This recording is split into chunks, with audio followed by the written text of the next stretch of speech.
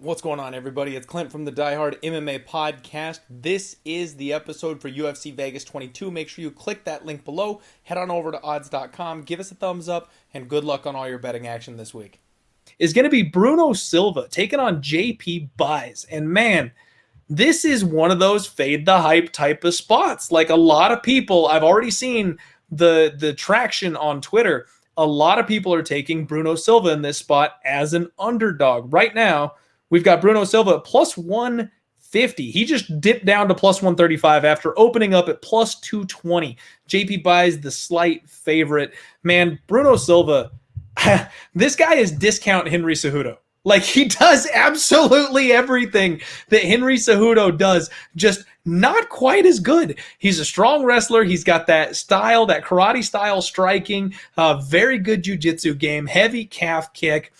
The only problem is he's kind of undersized for this weight class, and he's had a rough go of it. They've given him no favors whatsoever. He gets bullied around the cage by these bigger, stronger men, and he's taken on a Fortis MMA prospect. I know we just touched on that. Dana White Tuesday Night Contender Series standout. JP Buys, really, really strong wrestler, explosive level changes, nasty top game, and when he gets on top of you, man, that ground and pound is something else. Where are you looking on this first fight, man?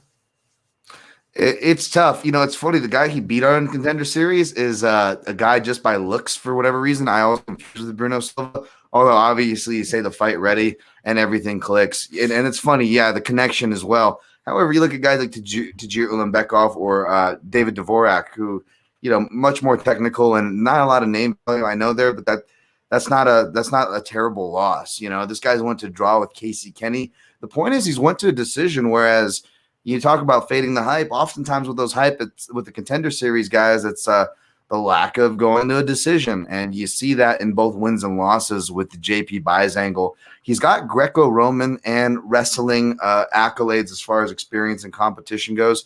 I believe he has a brown belt in Brazilian Jiu-Jitsu as well. Obviously, that's definitely not he's not afraid to take submissions there. However, this is all kind of coming in the South Africa scene. I'm not going to talk crap and, you know, beat to death some Ruan Potts jokes to bring back on you kids. But, you know, you got to watch what you see from there. That being said, like you said, Fortis MMA is not a camp I want to go against. They do very well at prepping. I believe Miles Johns is there as far as like lower guys.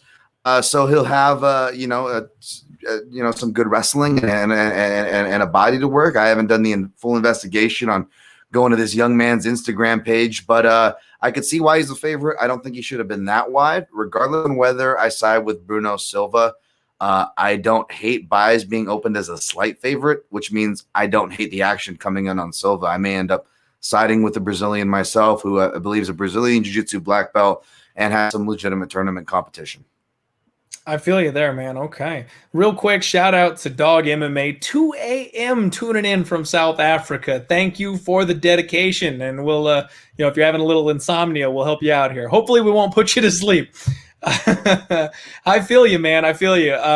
Bruno Silva is a guy that I have taken the stab on a couple of times, more than once. Because like I said, he is discount Henry Cejudo. Like, he does a lot of things really well, and this is a huge step down in competition for him, welcoming in a newcomer.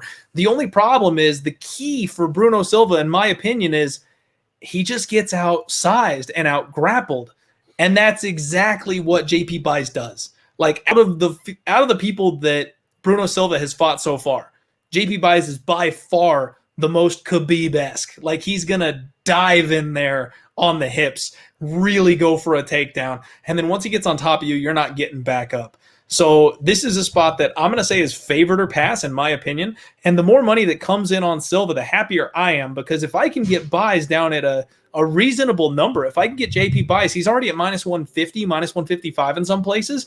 If I can get minus 130 or minus 140, I will be all over JP Buys in this spot, just because even though Bruno Silva is exceptionally and I was going to say exceptionally skilled, but he's very serviceable everywhere. I think this is a spot where his one weakness is being exploited, and it's almost a setup spot by the UFC to get a win for the big, hyped-up prospect, JP Buys.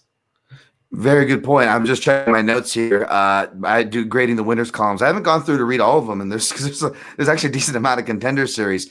And for what it's worth, he got an A under my watch. JP buys, and for what it's worth, I thought highly enough of him to recommend that he fights Tajir Ulanbekov, who obviously Bruno Silva ended up getting in losing to. So yeah, definitely going to look more into this one. There you go. Always with these early shows, we got a lot of research still ahead of us throughout the week, but we try to get to everybody and get you all the information as quickly as possible. Real quick, I want to shout out my other sponsors here on the show, Goat Capital Sports. Make sure you check them out at Goat Capital _ over on Twitter.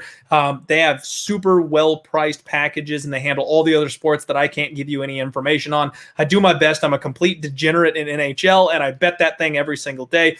But if you're looking for winners in other sports like basketball, baseball, they're the place to go. In fact, they just nailed JT Miller to win the golf tournament this weekend, 17-1. So make sure you go check out Goat Capital Sports. Let them know Clint sent you.